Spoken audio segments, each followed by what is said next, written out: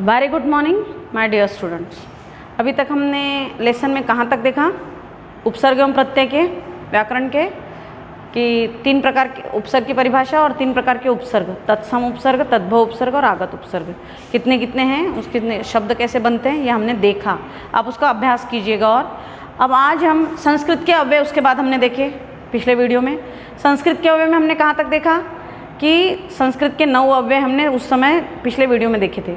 अ से शुरू होकर चिर तक, जिसमें चिरकाल, चिर आयु, चिर प्रतीक्षित, ऐसे शब्द हमने देखे थे। इसके बाद 10वां शब्द हम देखते हैं संस्कृत के अव्यय में, जो आएगा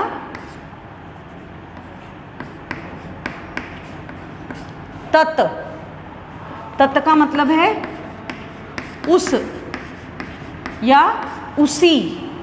अब उस या उसी का मतलब उसी समय, उस समय, अभी, एट वंस, जिसको आप इंग्लिश में बोलते हो ना, वैसे ही यहाँ पर है तत्। जैसे तत्क्षण, उसी समय, तत्कालीन,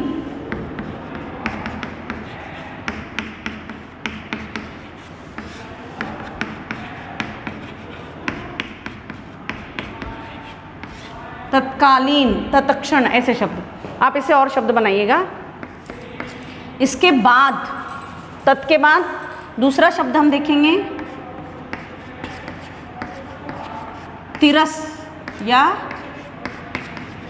तिरह, और इसका मतलब है न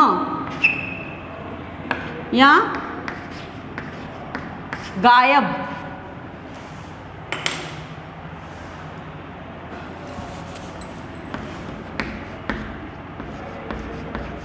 तिरस प्लस कार, तिरस्कार, या तिरह प्लस हित, तिरोहित, तिरस्कृत,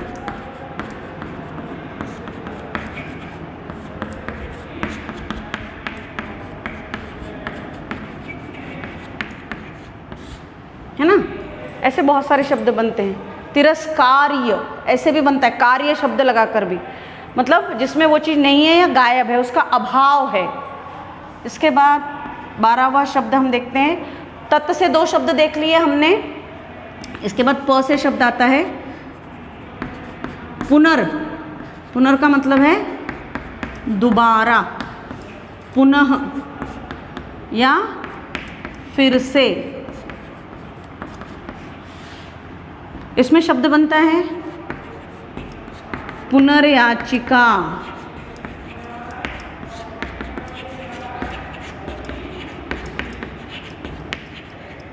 पुनर्विचार,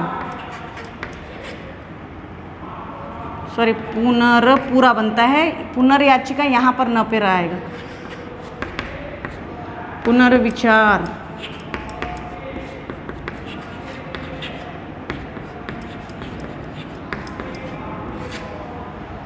पुनर्विवाह, ऐसे बहुत सारे शब्द बनते हैं। और तो ये देखा हमने तत्, तिरस, पुनर। इसके बाद प से ही दूसरा शब्द बनेगा।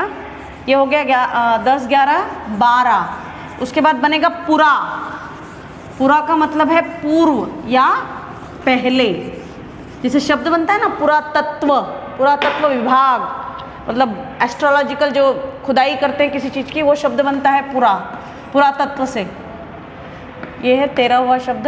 पुरा का मतलब पहले, पूर्व, बहुत पहले का। पुरा प्लस तत्व,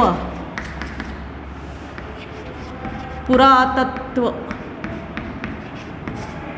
पुरातन,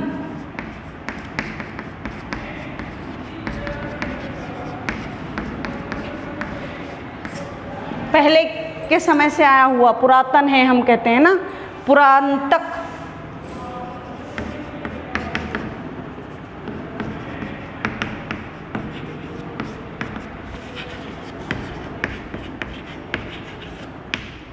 ऐसे शब्द बनते हैं। इसके बाद 14वां शब्द बनता है, पहला बना तत् तिरस, उसके बाद बना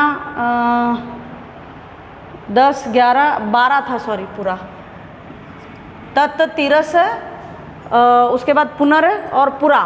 इसके बाद प से ही शब्द बनेगा प्रादुर या प्राक या प्राग, और इसका मतलब है प्रगट होना।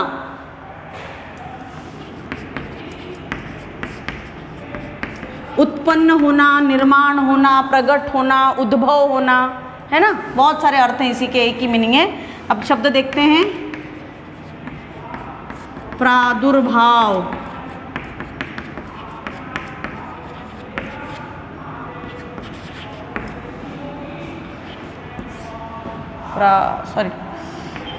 प्रादुर्भाव, इसके बाद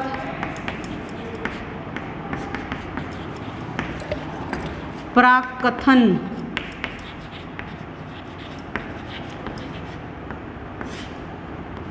इसके बाद ग से भी एक देख लेते हैं,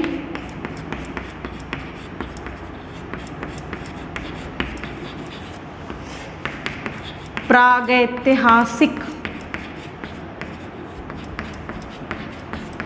ये जो प्रागैतिहासिक शब्द है ना, इसका मतलब क्या हो गया कि इतिहास से भी पहले का, जिसका उल्लेख इतिहास में नहीं मिलेगा, उससे भी पूर्व का, पहले का प्रकट हुआ जो है, प्रागैतिहासिक। तो पहला शब्द तत्, उसी, उसका अर्थ। दूसरा शब्द देखा तिरस या तिर, जिसका अर्थ है ना या गायब या अभाव उस चीज़ का। उसके बाद देखा पुनर, पुनः फिर से। उसके बाद पुरा, पहले पूर्व। उसके बाद प्रादुर, प्राक, प्राग। इसके बाद हम देखेंगे, ये 13वां शब्द था। इसके बाद देखेंगे प के बाद देखेंगे ब से एक शब्द, 14वां शब्द ब से, बहिर या बहिस। इसका मतलब है बाह्य, बाहर का।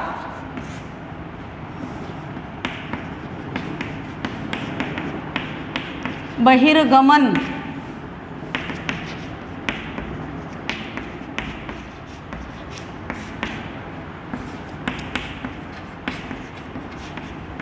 बहिष्कार, बहिष्कृत, ऐसे शब्द बनते हैं। स मतलब षटकोण का श आधा आता है यहाँ पर। तो ये है 14वां शब्द बहिस। इसके बाद 15वां शब्द देखते हैं हम।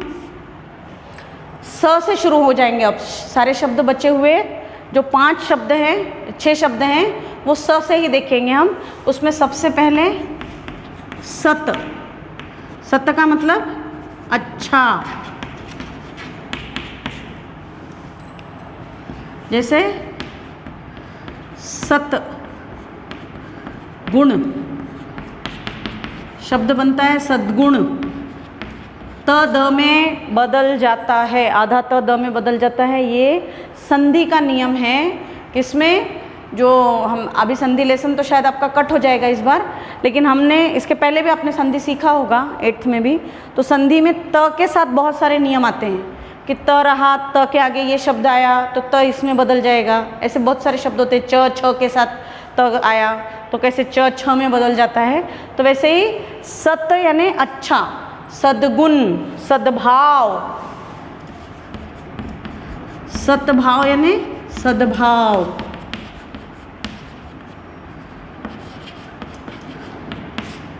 ऐसे शब्द बनते हैं। आप इसे और शब्द बनाइएगा। इसके बाद 16वां शब्द देखेंगे, सम। सम यानी समान, बराबर।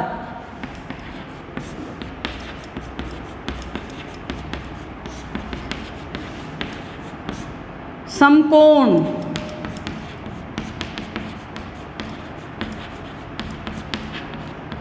समशीतोष्ण, समान शीत और उष्ण वाला, मतलब समशीतोष्ण।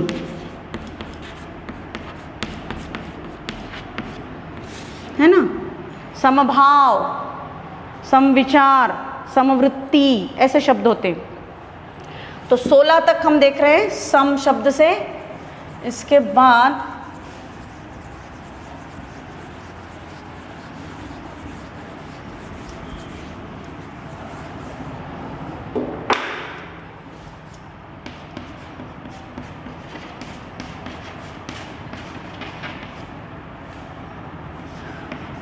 सह, सह का मतलब बराबर,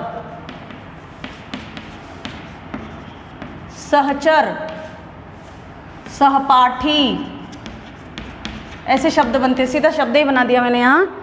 सह मतलब बराबरी का, आपसे साथ रहने वाला। सम, सह, सहचर, सहपाठी। उसके बाद शब्द बनता है स्व से। स्व यानी अपना, निज का, स्वयं का। स्व, स्व प्लस भाव, स्वयं का जो भाव है उसको कहते हैं स्वभाव। स्व आचार, है ना, ऐसे शब्द होते हैं। इससे और शब्द बनाइएगा, बड़ा सिंपल शब्द है स्व, इससे बहुत सारे शब्द बनते हैं। इसके बाद शब्द आता है स्वयं से। स्वयं यानी अपने आप। 19 ही शब्द हुए इसमें। स्वयं यानी अपने आप, तो स्वयं स्फूर्त,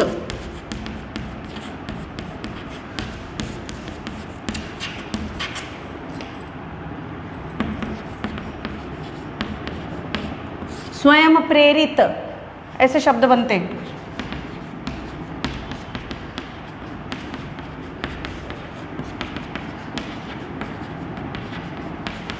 स्वयं सेवक, स्वयं सेवी, ऐसे शब्द बनते हैं।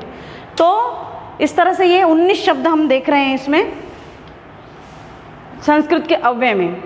आप इसमें एक दो और भी बढ़ सकते हैं शब्द, वैसे 20-21 भी शब्द कहीं कहीं लिखे जाते हैं। ये सब उसी में के हैं जो तत्सम में से आए हुए, क्योंकि ये संस्कृत के अव्यय हैं। हम ऐसे बहुत सारे संस्कृत के अव्ययों को यहाँ पर संस्कृत के हिंदी के उपसर्ग के रूप में प्रयुक्त करते हैं। इसके बाद ये तो हो गया उपसर्ग प्रत्यय। यहाँ हमारा उपसर्ग लेसन वैसे खत्म हो जाता है। अब एक और टॉपिक है उपसर्ग में कि एक से अधिक उपसर्गों का कैसे प्रयोग होता है। मतलब उसमें बहुत सारे शब्द लगे हुए हैं, मतलब 2 उपसर्ग, कभी कभी 3 उपसर्ग छोटे छोटे लगे हुए हैं। तो उन उपसर्गों का किस तरह से प्रयोग होता है ये हम 5-6 शब्दों में ऐसे देख लेंगे, और बचे हुए प्रत्यय जो हैं वो हम नेक्स्ट वीडियो में देखेंगे। थैंक यू बच्चों।